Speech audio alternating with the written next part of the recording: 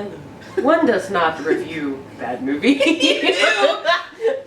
One is glad to review such a shitty movie. One is happy to be here. Hello, friends. I can't do this the whole time. Hi, friends. Welcome back to my channel and my ongoing, exceedingly difficult quest to review every movie Robin Williams has ever made.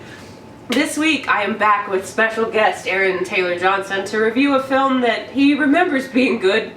I still like it after this rewatch. I still like it. Oh, it's Bicentennial Man. Directed by Christopher Columbus of Mrs. Doubtfire. So this movie completes the unofficial Robin Williams Christopher Columbus trilogy of films that are set in San Francisco. Oh. Mrs. Doubtfire, 9 months.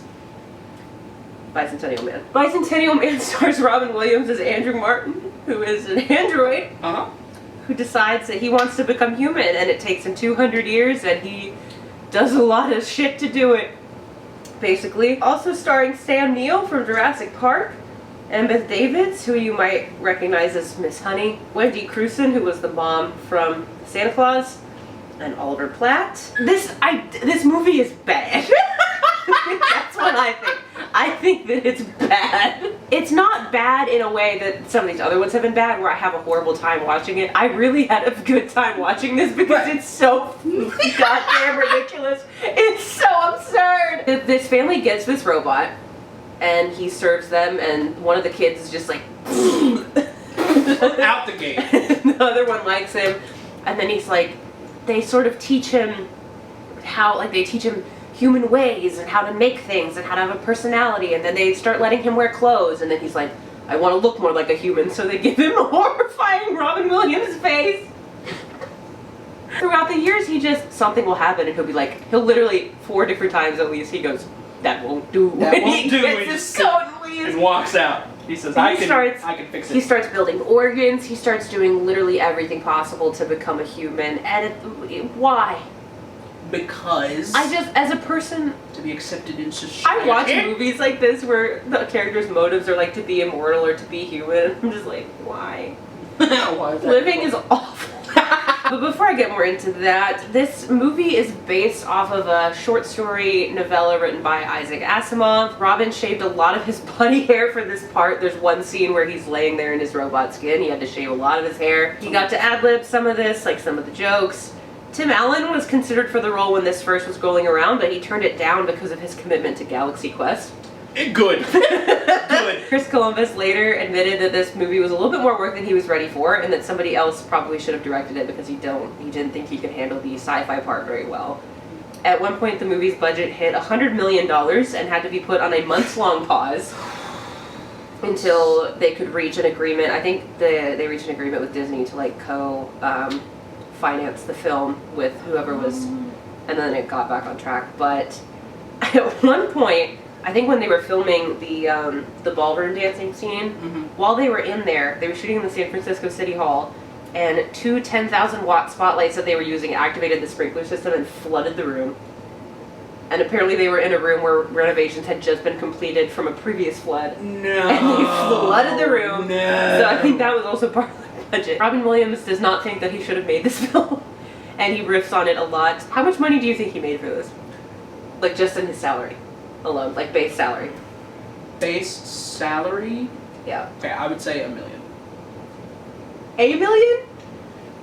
His salary was $20 million. $20 million, okay. $20 million! But then when I saw what they were making him go through, being in that robot suit at the beginning, I was like, worth it. Yeah. You put in the work. Yeah. You put it in. Oh, God. A lot of my notes just say, I hate this. Every time the robot would go through a physical change, I mean, when I first saw him, I was like, I have no explanation for myself. I've recently discovered that I have a hard time, separating films I love that are good and films I love that are bad. Yeah. Because I've always just said I have a broad spectrum of entertainment that I find enjoyable. And so I love this, but also seeing it with you this time, yes.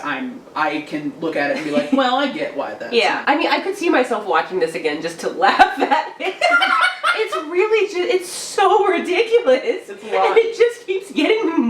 ridiculous. And it feels like 2 different films, too. That's what I was saying. There's like a shift. Yeah, the whole first half is him with the family being like, gosh, I wish I was like a little more human. And then he goes on a journey, and then there's like a split.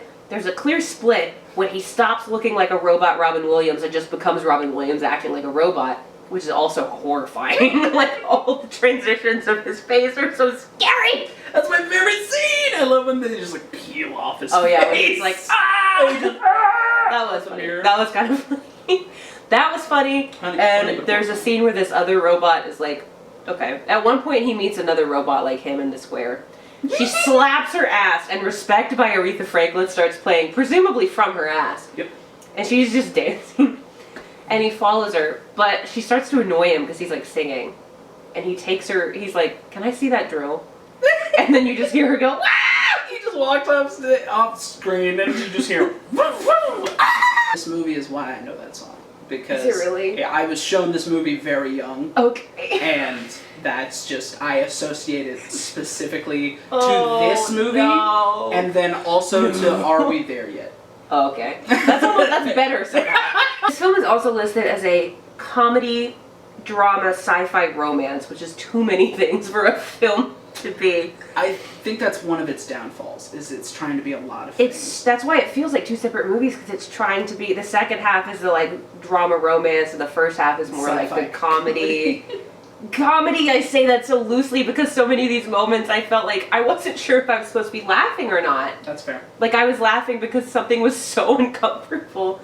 But I truly wasn't sure half the time if they were like playing that for laughs or if I was just laughing at it. I think it's because a lot of the humor, they try to play it really dry. They do. And then the moments when it's supposed to be funny, you're like... Yeah, like clearly the scene of Jurassic Park Man explaining sex to the robot was supposed to be funny, but I just was disgusted. It's so... It was so uncomfortable. Because you're like, yeah, I'm just watching a robot hear about sex, and honestly, he doesn't get it. And the child actors in the first half of this film are just awful. Not the great. 2 girls playing the young daughters do a terrible job. The littlest girl was in something else. Part of me wants to say The Indian in the Cupboard.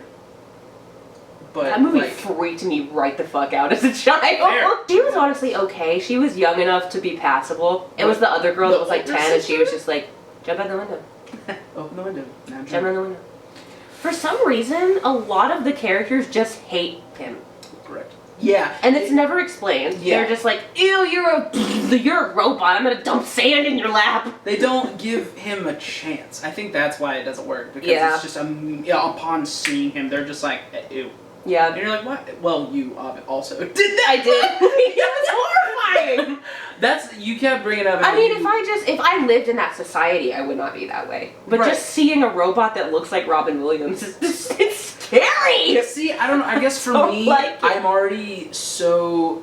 I don't know. I guess I'm one of the people that's like, yeah, they're not humans, so like, I'd be okay. It's just a robot. Yeah. But I didn't like it. I didn't like all the moments where the score was swelling and he was like, like looking at something. The spider specifically. I'm so tired. I'm so tired. At this point in my series, I'm so tired of Robin Williams' moments of wonderment. I'm so tired of Robin Williams' romances, and I'm so tired of Robin Williams giving a speech to the court. I'm sick of that. I'm so sick of it. Why is it in every movie? You get two in this film. You do get 2. Back to back. They're mercifully short. Mercifully. But they are about his right to be a human, and what he's like, I'm a human in here, which is what makes you a human. That was one of my Patch Adams like wretch moments. There's obviously, because he's alive for 200 years as well, there's quite a lot of passage of time in this movie. And at some point they're good about being like, this is exactly 15 years from this point, this is 12 years from this point, but a couple of times they just go many years later. Or they just do like a swivel transition where one character turns into an older version of themselves and you have no idea how much time has passed.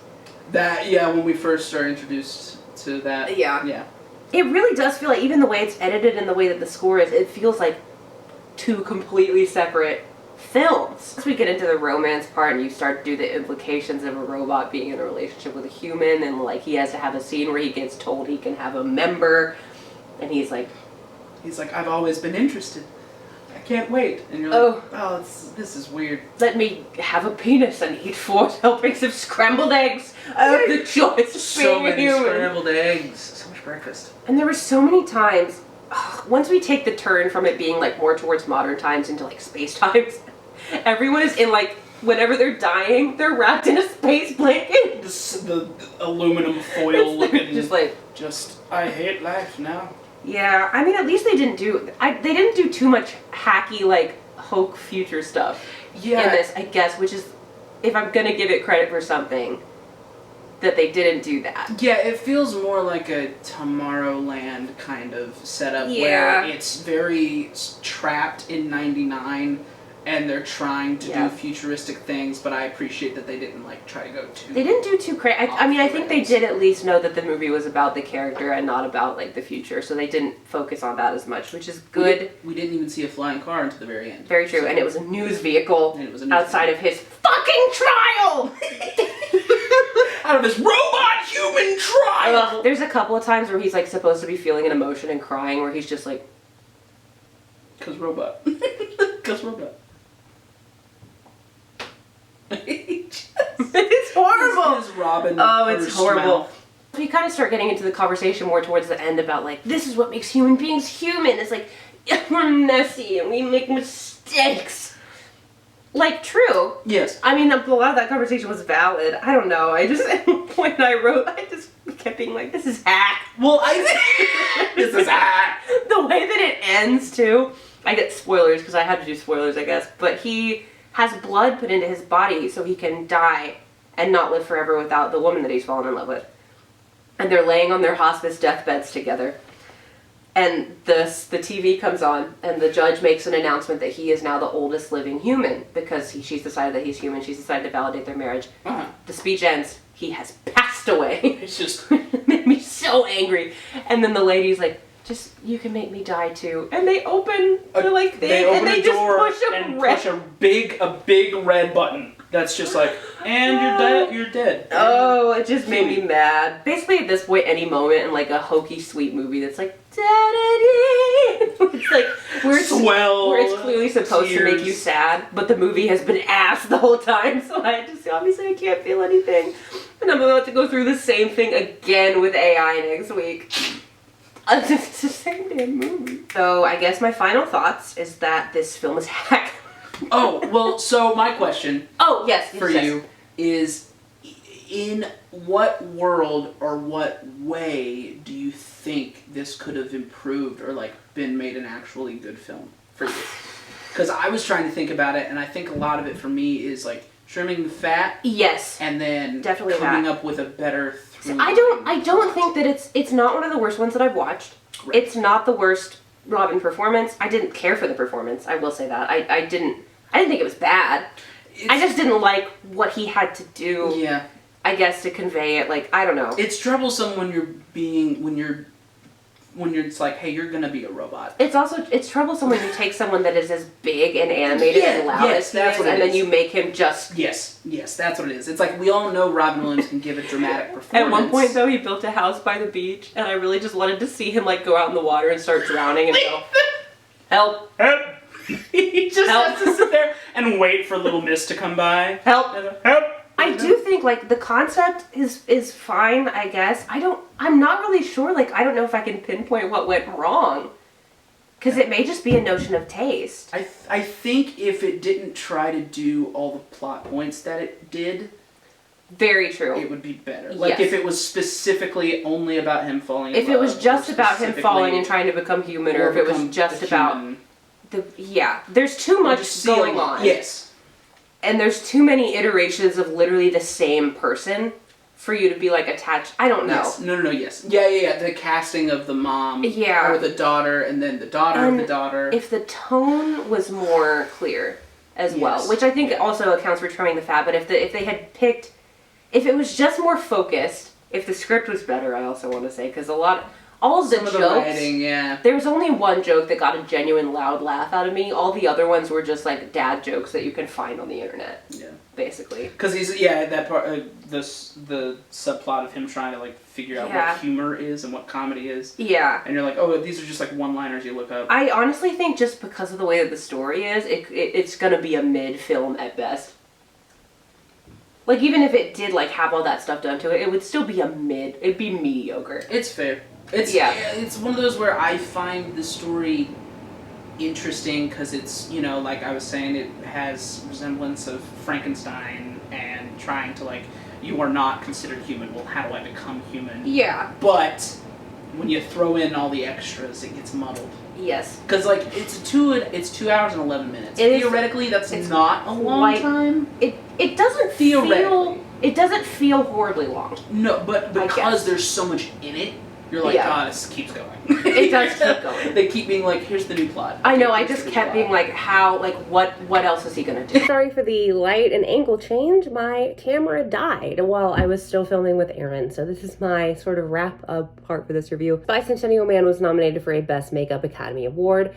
Robin was nominated for a Kids' Choice Award for Favorite Actor, and as you know, he was also nominated for a dual Razzie for his performance in Jacob the Liar. With this, he did lose both of those awards to Adam Sandler in Big Daddy. The reviews it was not like a critical bashing, but it wasn't necessarily positive. Bicentennial Man did only gross $58 million domestically, which isn't bad, but when you have a movie with $100 million budget, that is kind of bad. While the audience reviews trended more towards like A-, B+, generally reviews said it was ruined by a bad script. It ended up being dull. This movie sort of brought about the conversation of the Robin Williams genre and the Robin Williams formula. One critic mentioned the Robin Williams genre in not a very complimentary way, saying it was a hand-wringing drama in which the high-minded pathos never compensated for submerging Williams' comic talents.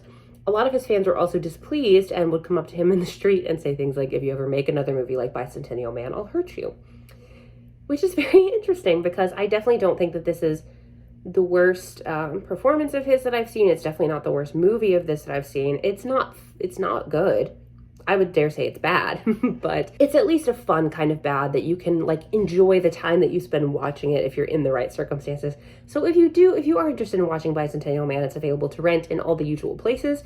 Next week, I have to watch what is basically the same fucking movie, AI Artificial Intelligence, in which Robin Williams is in for like a quarter of a second, and I'm really not excited about that. Me watching this movie and also exiting the review going, help.